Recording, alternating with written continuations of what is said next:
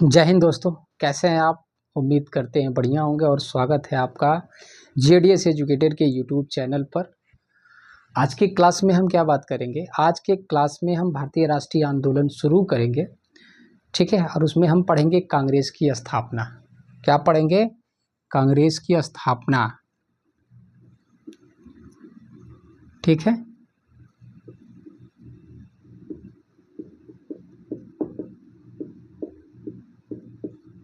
ठीक है, 1885। अब 1885 से और 1947 का अगर आप इतिहास देखें तो आप कोई भी एग्ज़ाम ले लो, भारतीय राष्ट्रीय आंदोलन से आपको क्वेश्चन देखने को मिलेंगे। कोई भी आप एग्ज़ाम ले लो, बैंक, एसएससी, रेलवे या टीचिंग का कोई एग्ज़ाम हो गया, आपको यहाँ से क्वेश्चन देखने को मिलेगा ही मिलेगा, ठीक है। तो कांग्रेस की स्थापना से पहले, ठीक है, हम क्या पढ़ेंगे? हम पढ़ेंगे 1878 का रेगुलेटिंग एक्ट, 1878 का वर्नाकुलर प्रेस एक्ट, यानी 1878 एडी यानी ईस्वी में एक एक्ट आता है जिसका क्या नाम था? वर्नाकुलर प्रेस एक्ट, ठीक है, प्रेस अधिनियम, ठीक है। यानी 1878 में एक एक्ट आता है जिसका नाम था वर्नाकुलर प्रेस एक्ट, ठीक है। इस एक्ट के आधार पर सरकार ने जो लोकल भाषा में न्यूज़पेपर छप रहे थे उन पर रोक लगा दिया, ठीक है। सरकार का ये कहना था कि ये जो न्यूज़पेपर हैं जो स्थानीय भाषा में छप रहे हैं ये सरकार की आलोचना कर रहे हैं और लोगों को भड़का रहे हैं, ठीक है। तो ये एक्ट क्या करेगा? स्थानीय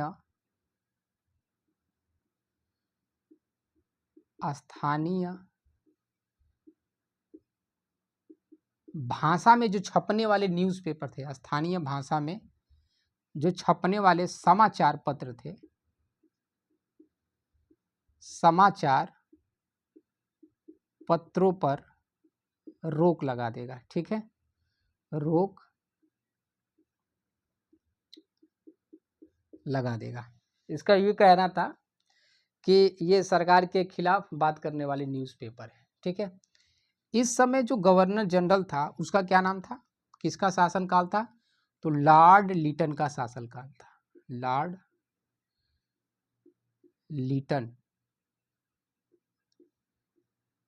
लिटन का शासनकाल था, ठीक है। एक चीज और ये बात समझ लीजिए, खास करके ये जो एक्ट आया था, एक सोम प्रकाश नाम का पत्रिका था जिसके एडिटर ईश्वर चंद्र विद्यासागर थे।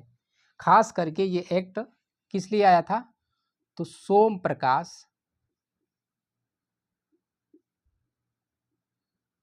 प्रकाश नाम का क्या था? एक पत्रिका था जिसके एडिटर संपादक कौन थे? ईश्वर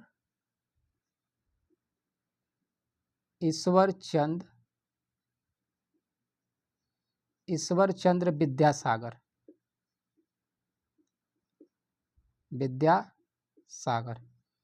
ठीक है। एक बात बताइए, क्या जो और न्यूज़पेपर हैं क्या वो भी इससे प्रभावित होंगे कि नहीं होंगे? सरकार क्यों रोक लगा रही है? सरकार इसलिए रोक लगा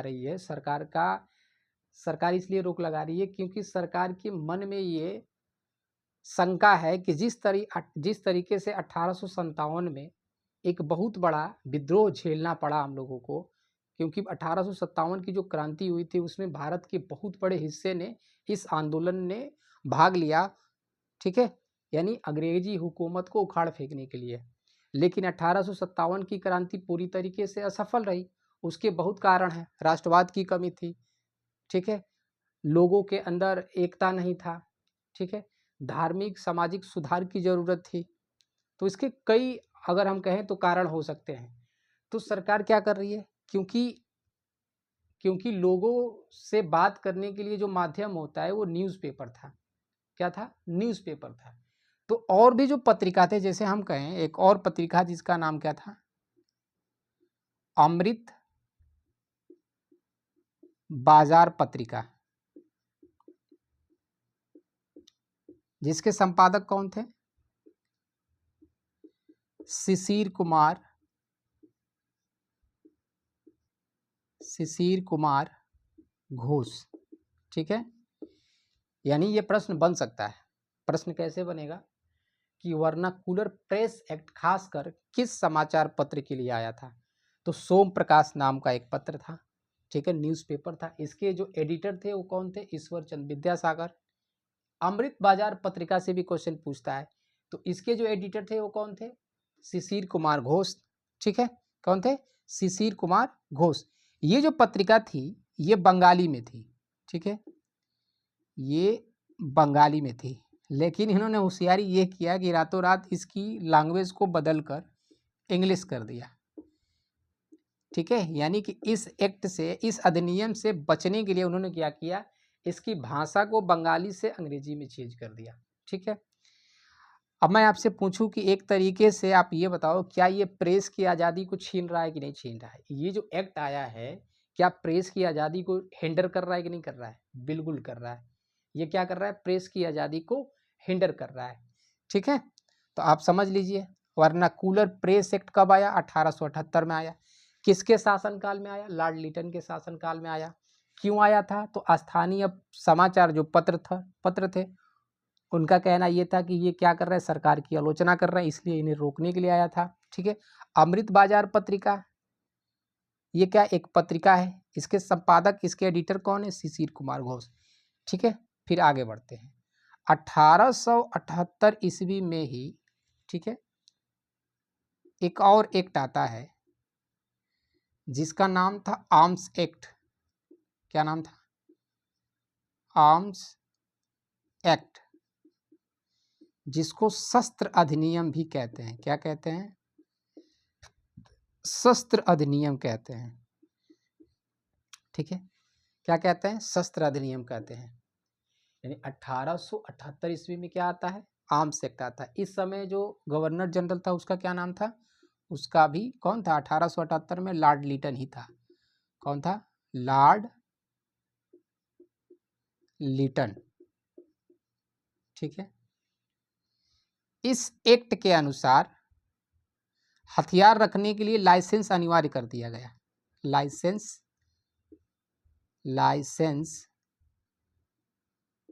अनिवार्य कर दिया गया।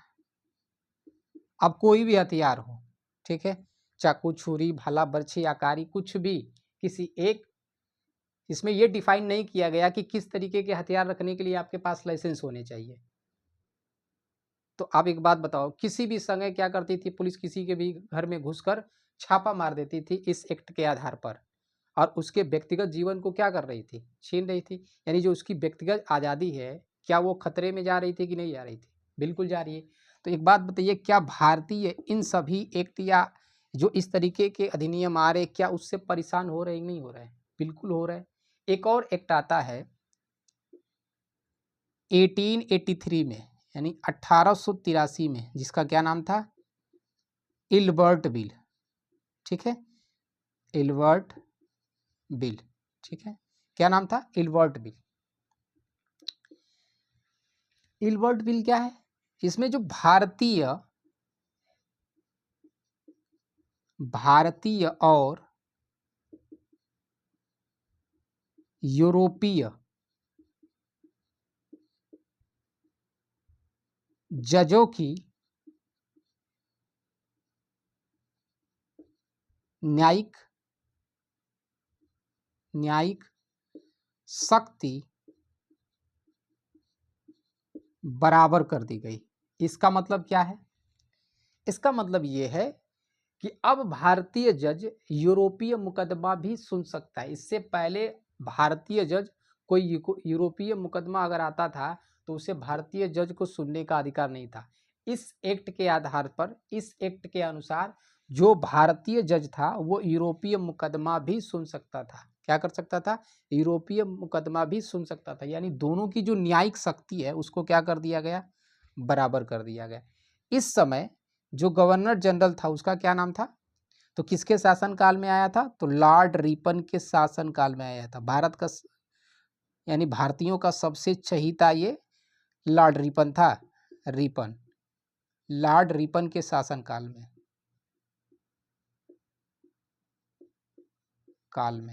ठीक है, ठीक है। अब इस बिल का विरोध होगा। इस बिल का विरोध कौन करेंगे? इस बिल का विरोध अंग्रेज करेंगे। अब बात बताइए कि क्या एक भारतीय जिस पर अंग्रेजी शासन हुकूमत कर रही है और एक भारतीय यूरोपीय व्यक्ति की मुकदमे की सुनवाई करेगा? तो एक तरीके से क्या है, अंग्रेजों का अपमान है। क्या इसको होने देंगे वो? नहीं, इस बिल को वो क्या करेंगे? इस बिल का विरोध करेंगे। क्या करेंगे? इस बिल का विरोध करेंगे। तो इस बिल का विरोध कौन करेगा? अंग्रेज करेंगे, ठीक है, अंग्रेज विरोध करेंगे। इसीलिए इसे क्या कहा जाता है? इसे श्वेत विद्रोह कहा जाता है। श्वेत विद्रोह कहा जाता है, ठीक है। इतना विद्रोह होगा यहाँ से लेकर लंदन तक कि इस बिल को समाप्त कर दिया जाएगा। इस बिल को समाप्त कर दिया जाएगा। बताइए, इतनी सारी चीज़ें हो रही हैं।